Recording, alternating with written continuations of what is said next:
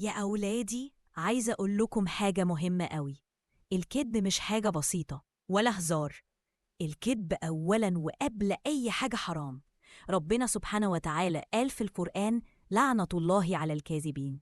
تخيلوا، يعني الكذاب بعيد عن رحمة ربنا. والنبي صلى الله عليه وسلم قال: الكذب يهدي إلى الفجور، والفجور يهدي إلى النار. يعني الكذب ده طريق وحش، غير إنه حرام. الكذب كمان غلط.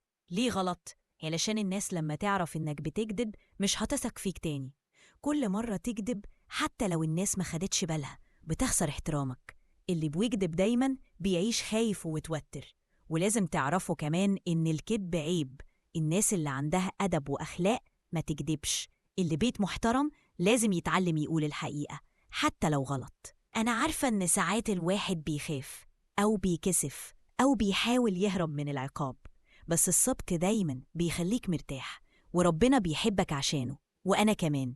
فدايما لما تحس إنك عملت حاجة غلط خليك شجاع، قول الحقيقة وتعالى قول لي وأنا هفهمك، مش هزعقلك. بس اوعى تكذب. قول معايا: الكذب حرام، غلط، وعيب.